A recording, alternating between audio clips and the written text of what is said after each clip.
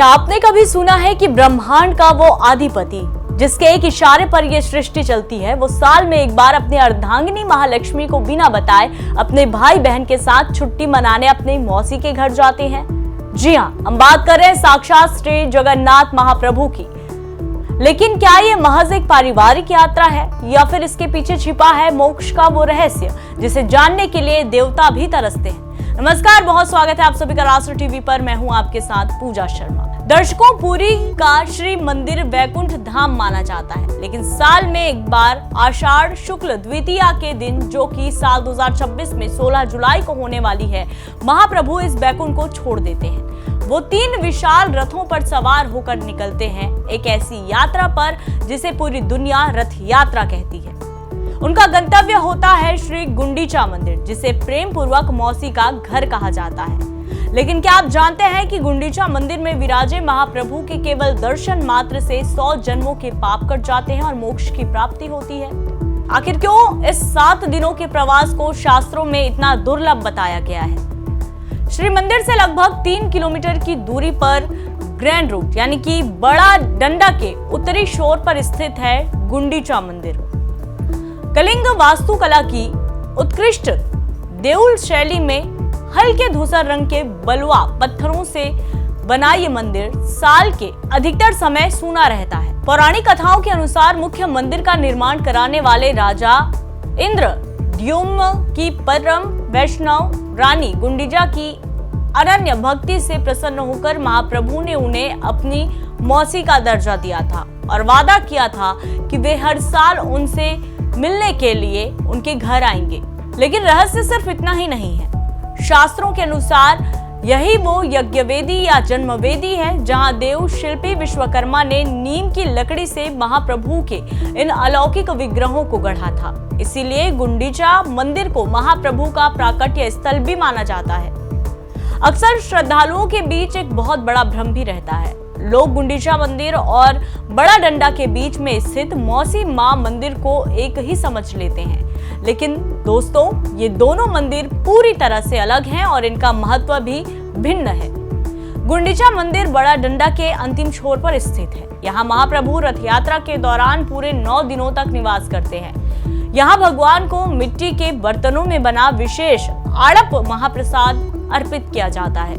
मौसी मां मंदिर बड़ा डंडा के ठीक बीच में स्थित है। यहाँ महाप्रभु का रथ केवल वापसी यात्रा के दौरान कुछ समय के लिए रुकता है। यहाँ देवी अर्धशिनी भगवान को उनका पसंदीदा चावल और गुड़ से बना पोड़ा पीठा खिलाकर उनका स्वागत करती है। वैष्णव दर्शन में गुंडीचा मंदिर के गर्भगृह में स्थित आड़प मंडप पर भगवान के दर्शन को आड़प दर्शन कहा जाता है।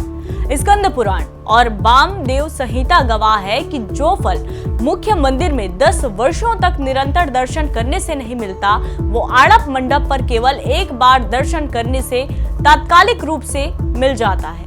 प्रवास के अंतिम चरण में होने वाले संध्या दर्शन की महिमा को बताते हुए स्कंद पुराण में स्पष्ट लिखा है, दीवा ताद दर्शनम पुण्यम रात्रो दशगुणम भवेत, यानी दिन की तुलना में नवमी की संध्या या रात्रि काल में किए गए दर्शन का फल 10 गुना ज्यादा पुण्यदायी होता है। यही कारण है कि इस रात लाखों श्रद्धालुओं का जनसैलाब इस पावन पीठ की ओर उमड़ पड़ता है। और केवल दर्शन ही नहीं, इस प्रवास के दौरान यहाँ मिलने वाला आड़प अभड़ा यानी कि महाप्रसाद भी अलौकिक है। इस विशेष भोग को तैयार करने के लिए कोरापुट के जैविक क्षेत्रों से प्राप्त सुगंधित अमृत अन्न का उपयोग किया जाता है। गुंडीचा मंदिर में बिताए गए ये 2 दिन देवताओं की अनेक गोपनीय और दिव्य लीलाओं के साक्षी भी हैं। रथ यात्रा से ठीक एक दिन पहले पूरे मंदिर की सफाई की जाती है। लगभग 500 साल पहले खुद चैतन्य महाप्रभु ने अपने आंसुओं और संन्यास वस्त्र से इस मंदिर को रगड़ रगड़ कर साफ किया था। गौड़ीय वैष्णव दर्शन के अनुसार ये इस बात का प्रतीक है कि जब तक हमारा हृदय रूपी मंदिर अंदर की काम क्रोध की धूल से मुक्त होकर साफ और शीतल नहीं होगा, तब तक परमात्मा हमारे अंदर विराजमान नहीं हो सकते, चाहे आप कितने भी जतन कर लीजिए। 5वें दिन की बात करें तो देवी महालक्ष्मी बेहद कुपित होकर पालकी में सवार होकर गुंडीचा मंदिर पहुंचती है, क्योंकि प्रभु उन्हें श्री मंदिर में अकेला छोड़ आए थे। प्रभु उन्हें मनाने के लिए आज्ञा माला देते हैं, लेकिन गुस्से में देवी लक्ष्मी भगवान के मुख्य रथ नंदी घोष का एक कोना तोड़ देती हैं, जिसे रथ भंग कहा जाता है। छठे दिन सभी रथों का मुख वापस मुख्य मंदिर की ओर घुमा दिया जाता है, जिसे दक्षिण मोड़ कहते हैं। इसके साथ ही मंदिर के अंदर 3 दिवसीय रासलीला शुरू होती है, जहां जगन्नाथ जी वृंदावन के माधुर्य भाव में लीन हो जाते हैं।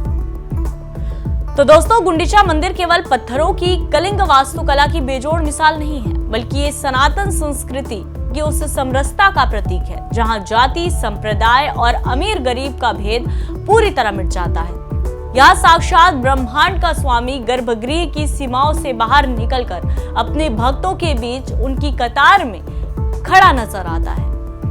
अगर आप भी अपने जन्म मरण के चक्र से मुक्ति और उस परम आनंद का अनुभव करना चाहते हैं, तो जीवन में एक बार आड़प दर्शन का सौभाग्य जरूर प्राप्त करें।